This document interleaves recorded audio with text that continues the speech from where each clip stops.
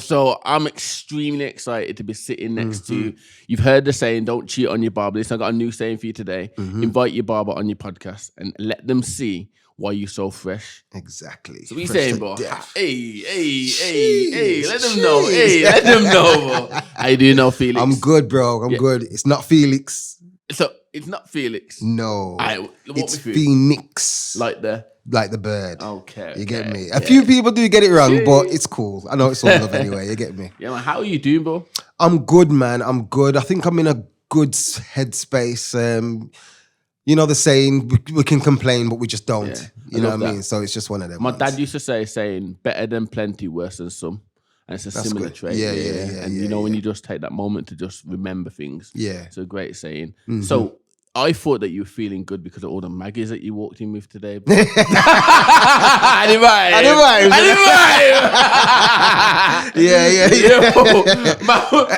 man, no caveat. Man, walked in with four. Trust me. We're gonna get down, man. We're gonna get down and dirty, man. Trust me. That. So the reason why, bro, I thought you were the perfect guest for this is because, like, you know, you're the only one that are allowed to trim hair, bro. And there's a special thing about the barber shop. You know, I've been in a lot of barber shops, and for me, it's when I walk into your shop, I feel at home, bro.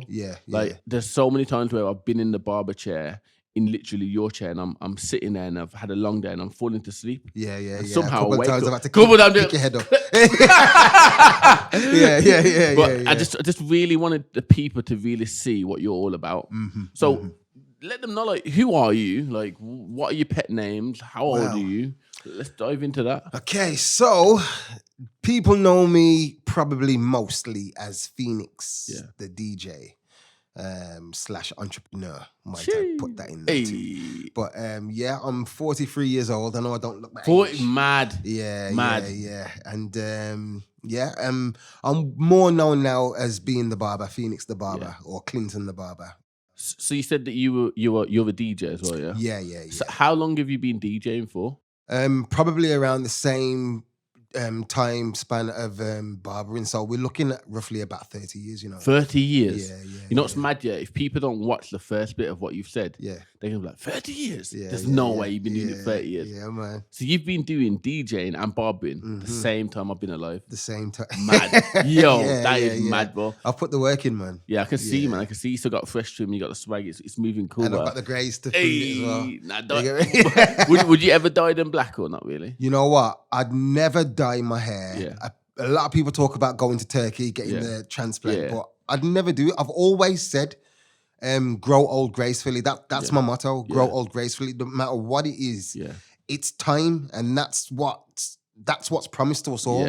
Time. It doesn't matter how long or how short of a time span, but you're promised a little bit of time. So, you know, if you grow to a nice, decent age, just be happy, be thankful that you've reached to where you've reached. But if you're losing your hair, you're losing your hair. It's about embracing it, innit? Embracing your livelihood, man. It's just one of them things. It's proper massive, that is. Like, I always think to myself, I'm like we're not here forever, but while we're here, be very present. Yes. And it's not about masking a problem. Like, if there's a problem, just solve it as much as you can. But life goes on. There is a start date and there's an end date with everything that we do. So I hail you up with that, man. I hail you up. So you're 40... 43. I'll be 44 in August. August, okay. Yeah. August, baby, yeah? I'm a Leo, baby. Jeez. Yeah, king of the jungle. Mad. Are you into all that star sign and that one? Am I really? I don't know, you know. You know what? I really, more than anything, I put it down to I am just who I am. You are just who you are. I don't assign myself to the star sign and become that what they say you're supposed to be. I just am who I am. And if I happen to like the color red and that piece of paper says Leo's like red, it just is what it is. It's a coincidence. It's just coincidence. But then again, I don't believe in coincidence. Okay, so it is what it is. It just is what it is. Do you know what I mean? I just work with what the universe is throwing out there. Do you know what I'm saying? It's just one of them. That's good, that is. So do you have any children, bro? Yeah. So how many children have you got? I've got 5 of my own, but me and my partner now, we've got 7 altogether. Love that. Yeah, so it's a proper youth club when they're all together, Well, to be fair, like the beauty about having a big family like that is at least they always have somebody. Yeah. You know? What would you rather have? Would you rather have one child on their own, or would you rather have 7? You know what? There's times when it can be a little bit overwhelming, but always growing up, my mum had 5 of us. Yeah. And I wanted 5 because the house was never quiet. Yeah. But it was a beautiful thing. Yeah. Those who are only child families or they've only got them and one sibling, they won't know the beauty of noise. And those who grew up like that as well, they might look and think, well, why 5 kids in one house? Like, you couldn't get no peace or, you know, but you just gotta, it's one of them things, you have to live it to know and recognize the beauty of having 4 other siblings. Do you know what I mean? And somebody, you can't, like you said, you can go to somebody for something. You know what I mean? Instead of just, I've only got my one brother. Yeah. Or I've only got my one sister. I need help with this, but I can't really talk to him because wouldn't really know. Yeah. Do you know what I mean? That. Like, I come from a 6, like, with us, there's 6 of us. Yeah. Like, there's 3 girls first and then 3 boys. And we were very blessed in that place to be in a position that one of us in the house would be able to give or help and support every one of us at that period, at some period of time. Yeah. So I do think that there are pros and cons of both in it. Like, ultimately, if there was one of us, you know, ironically, there probably would be more disposable income. Yeah.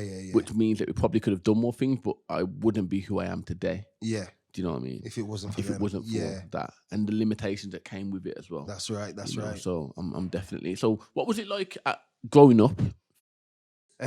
Well, so growing up, I was born in Heathtown in Wolverhampton. We moved to Wensfield. Yeah. I think my mum said I was grew up in Heathtown. Yeah. That was a journey. Wow, walk me through that. Listen, you nearly tried to skip over that. You must have thought we were calling 999 quit, yo, abandoned. Yeah. Everyone would. Yeah, man, that was the place where taxis wouldn't come for a while. And yeah, man. Walk me through that, man. Like, let's so, go there. As I said, I was born in Heathtown, then we moved to Wensfield when I was really, really young, probably about 1, 2. Okay. And then we came back to Heathtown when I was 7. Yeah. We moved back to Heathtown when I was 7. And then from 7 till about probably 16-ish, we lived in Heathtown for that period. Yeah. Growing up there was, again, it was chaos. Yeah. At times in Heathtown itself. Yeah. But it was beauty as well. It was up and down. It was in and out. There was always drama. Something's always happening. Do you know what I mean? But it was lovely, man. Back then, we was talking about this the other day, me and somebody else, about like how growing up in a community. Yeah. Back then, your child was everybody's child. Powerful, innit? Power. Everybody's child. You know that old saying, it takes community to raise a child. Yeah. It was that back then. It really was that back then. Now you don't see that no more. Nah. You know what I mean? It's not as prevalent as it was before. It's not there. It's just not there at all. If we're talking black and white, like, it is not there. Nah. You know, the closest for me that I see a community growing a child now is at church. Yeah. That environment where everyone's around you and you're calling this person grandma and that person auntie and this person uncle. Yes. And they're not blood to you. Exactly. That's the closest now of what I would say is a community growing. And I still do that to this day. I love that. I'm 40 odd years old and I still see an elder and I say auntie or uncle. Yeah.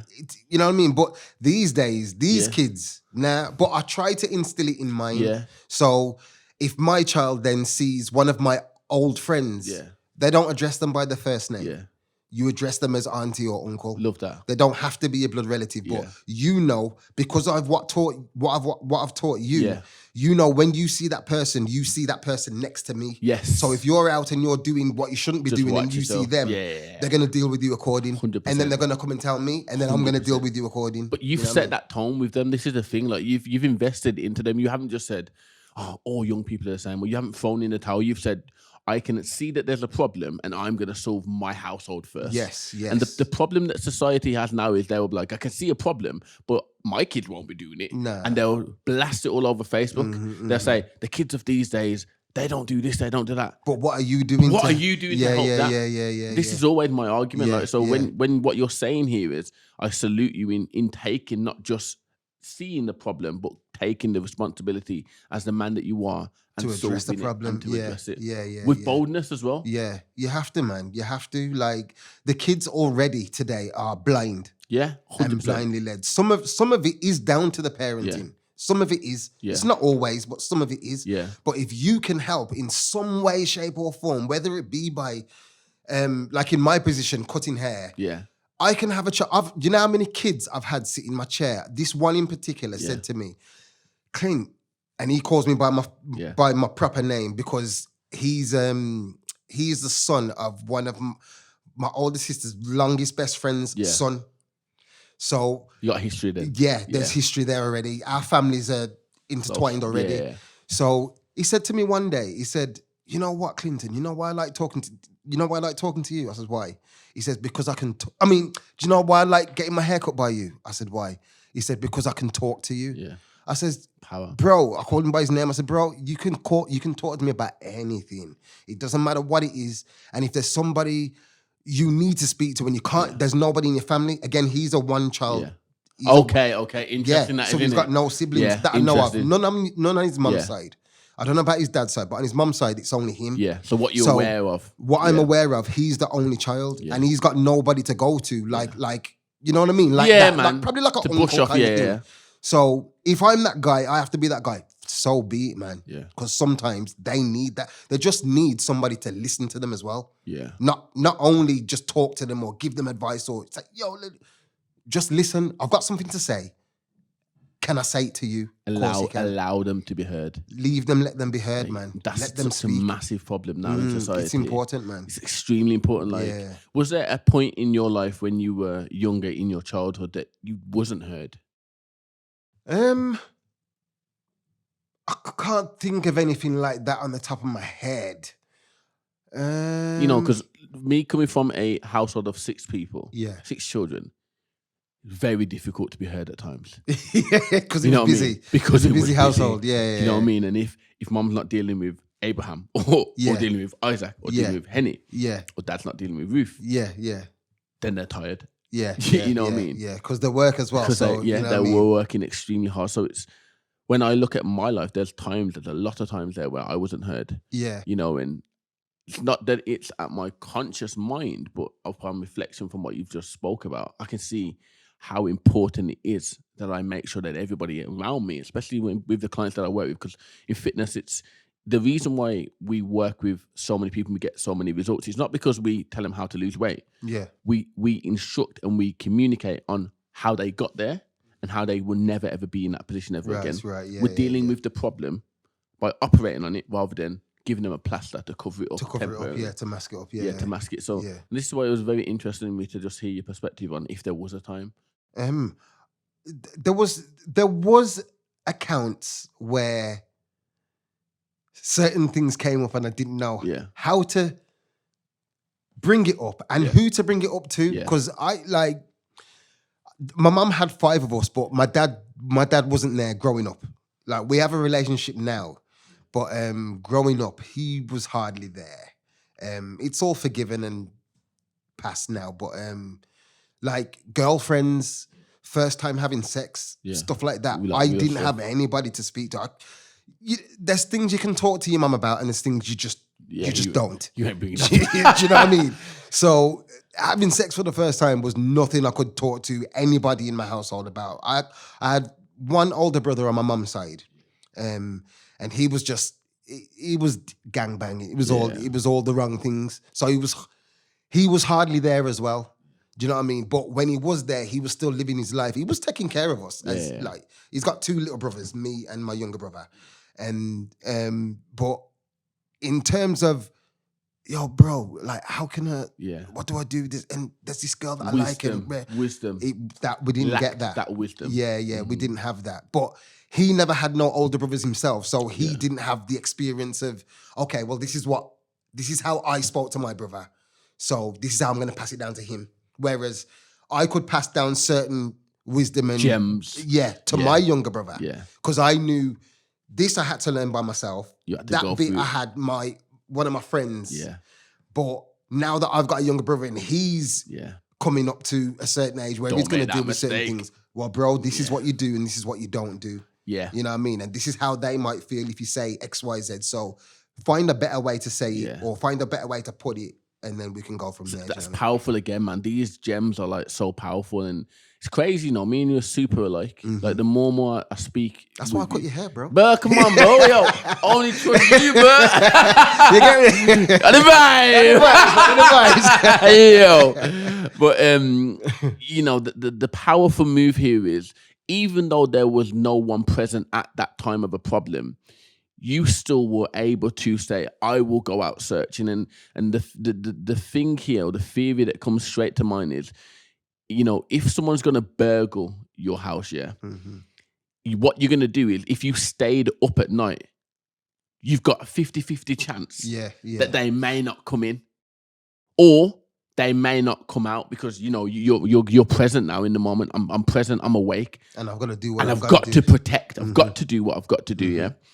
And this is the problem that people have in this day and age. They will see a problem and they will see that life is not going good and no one's there. And instead of them fighting and having a 50-50 chance of you may win, you may lose, they automatically say, I'm going to just go to sleep. I'm going to go sleep. Yeah. And you who needed that support when you were having sex for the first time, or when you were, you know, exploring, you gave it a shot.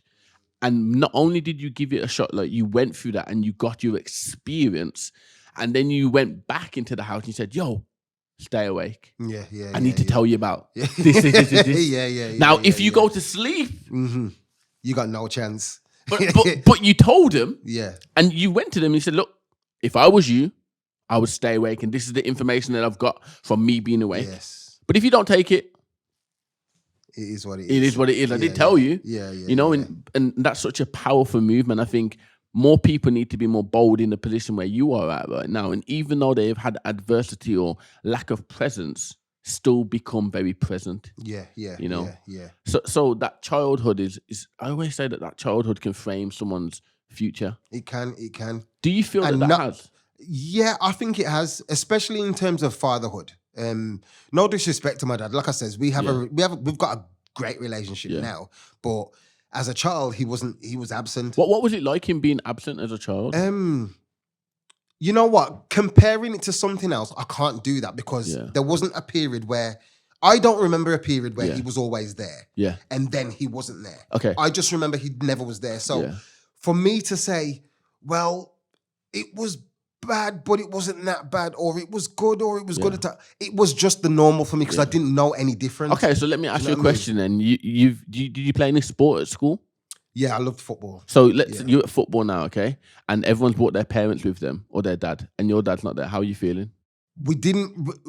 I didn't experience that, because it wasn't one of them ones where your parents came to the football matches. Not really. I don't really remember anybody else's parents there. Yeah. But obviously I can tell you mine never come anyway. Yeah. My mum, like you said earlier, when your mum's dealing with another sibling, she ain't got time for all of them at the same time. So I know my mum never did, but my mum did what she could. Yeah. Do you know what I mean? Like, one thing that I want to touch on as well is, like, when kids go on school holidays, school trips and whatnot.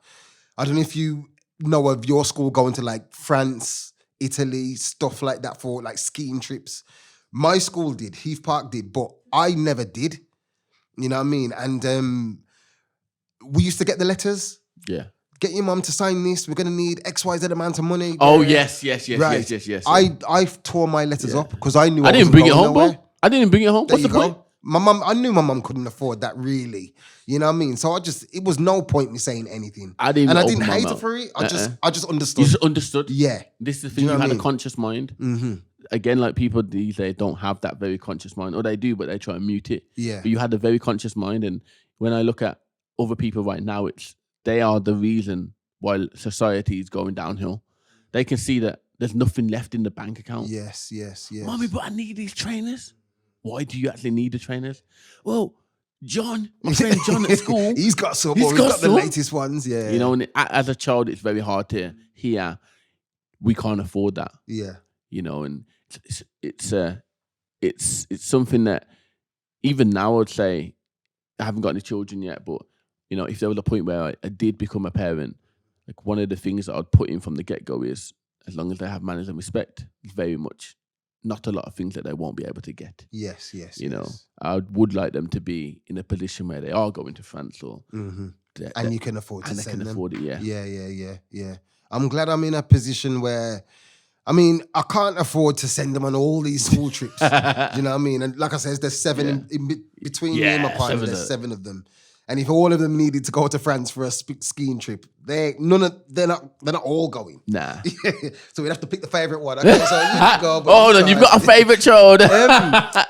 You know what? My partner tells me off for this, and you have to go and admit it. I do. You know what it is? Let me explain. Listen, I'm not going to mash up your household.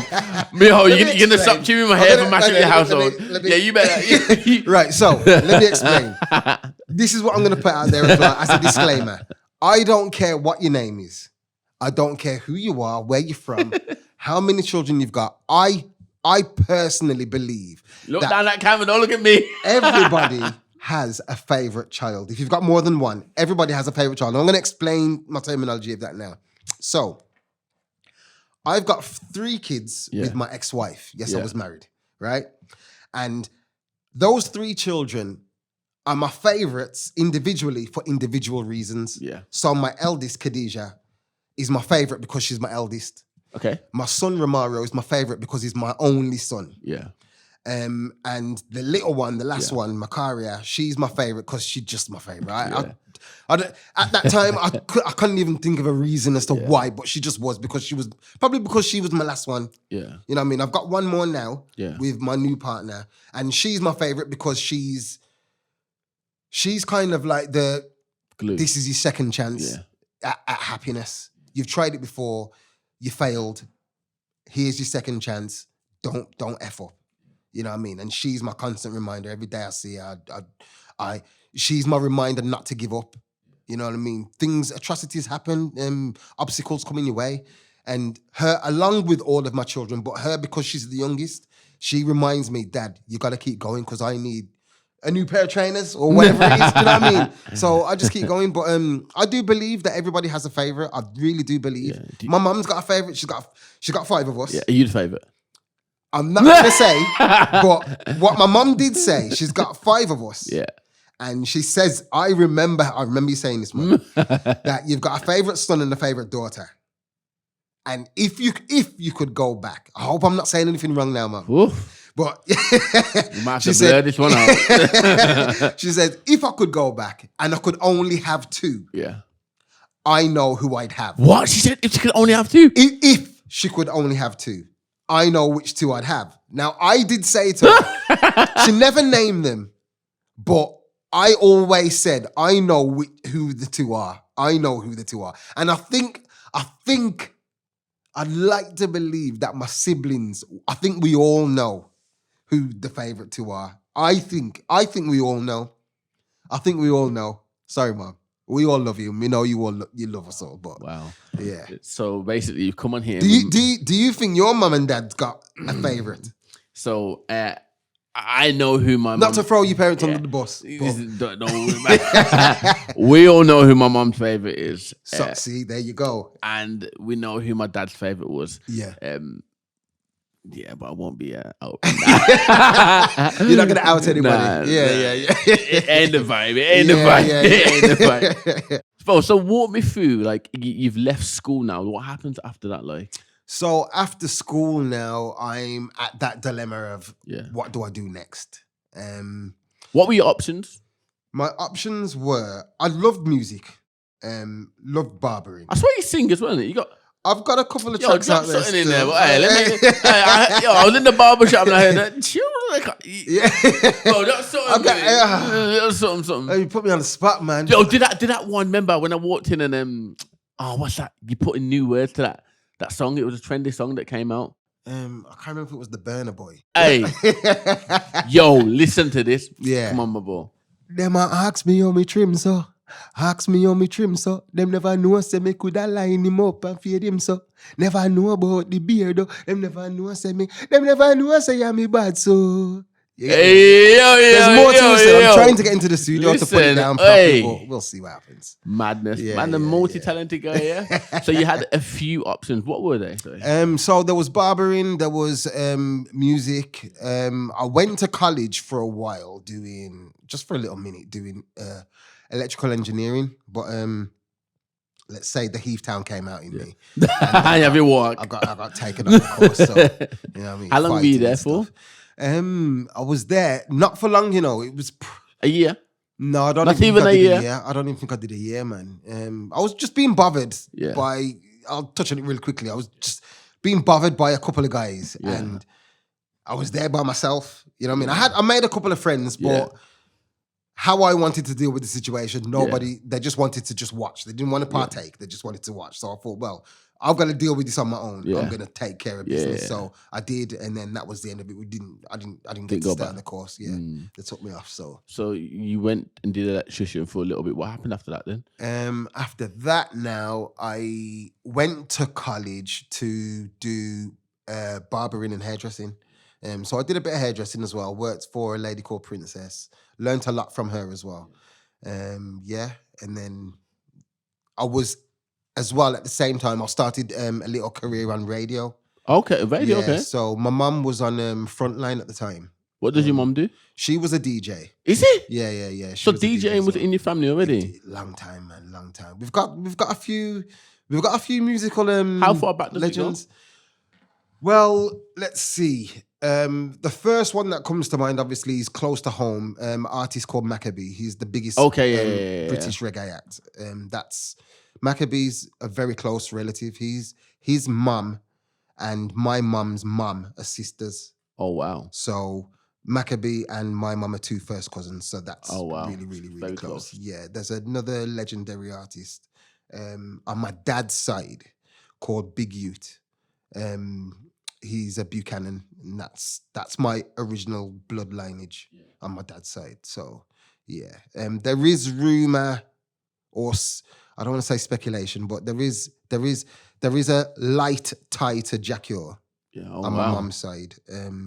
That needs to be investigated a bit more, but there is a possibility that we're related as well. Yeah, so. See, like a celebrity out there. Yeah, man. There's a few of them. Yeah, man. We've got sporting personalities as well in our family. We're all right, man.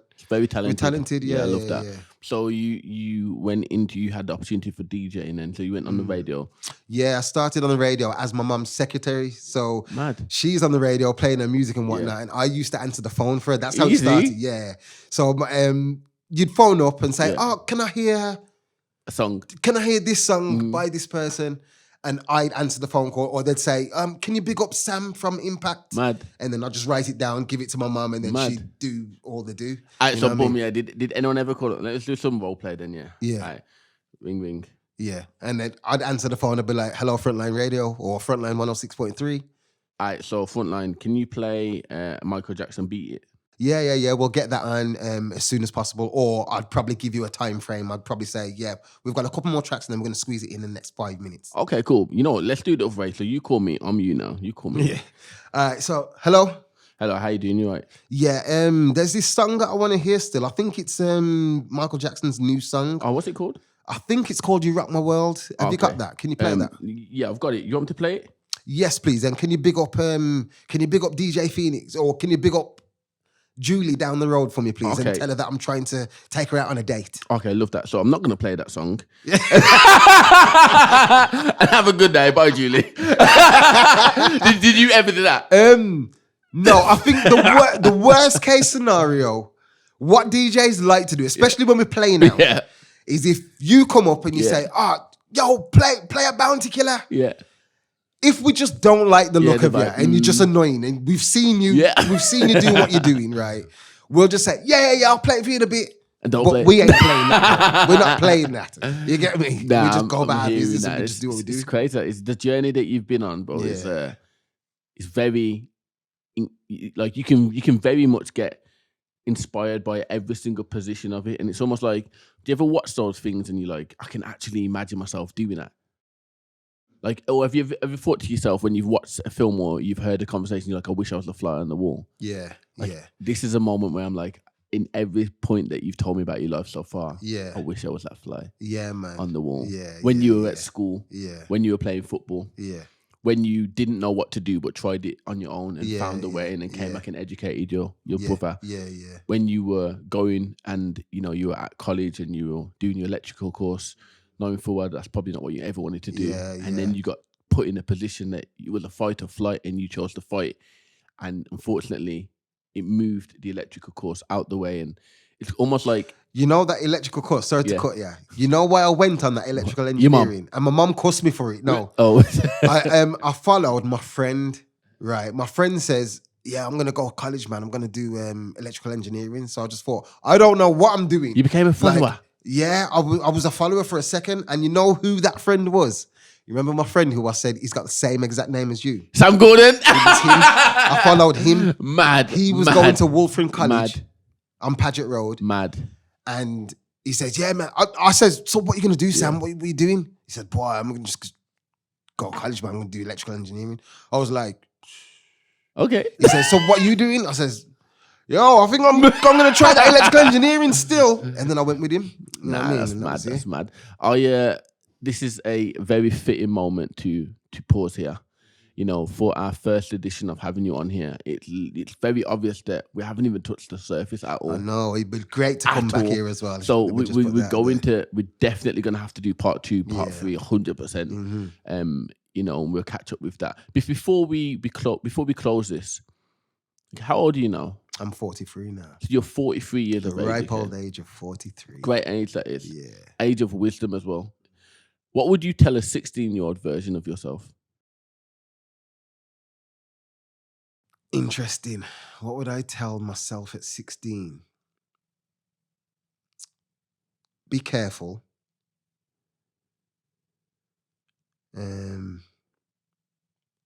Make the right decisions. Listen more. And take time to explore your options. Take time. Don't rush. And some things that you think aren't good, it doesn't mean it's not going to teach you. It's not just good experiences that teaches you. Sometimes it's bad experiences as well. And I don't trust anyone. And I think that's a good trait for myself. I just don't. But when I say I don't trust people, I trust you to make the decision you want to make that makes you happy. Yeah. It doesn't mean I just don't trust you. It just means I trust you to be you. Sam's going to do what Sam's going to do at the end of the day. But do I trust you to take a bullet for me? No, I don't trust anybody like that. But I trust that a snake's going to be a snake. Yeah. You know what I mean? And dogs bite people. Yeah. So it's not that I don't trust dogs. I trust the dog to bite me. Yeah. You know what I mean? So it is what it is. I hear that. It's been a pleasure, to have you on here. Yes, man. Next time you come on here, please represent. I will. I should have brought some garms. I've got my coat, I've got my jacket. Sam, you know, man. You know. Plug the socials, man. You get me. So where can they find you? You can find me on Instagram, HD Barbers. Don't forget to follow me up, man. Don't just click like or trust me. Follow me. We're gonna collab do this. It all, man. Love that. Where we should shop, bro? It's on 39 Berry Street in Wolverhampton. So some people don't know the name of the street, but it's, the Grand Theatre. Yeah. It's on that road, not the front of Grand Theatre, the back where the old post office used to be, where you go through the back door. I'm literally there. There used to be a tattoo parlor. That's where I am now. Used to be next door. But I just thought, let me get somewhere that I can afford first. Yeah. And then when I can afford a shop. Yeah. Then move. And I had my eye on that shop when I got the first studio. We don't want to touch on that too much, bro. We don't want to touch on that too much. That's for another show. Stay tuned. You get me? Peace.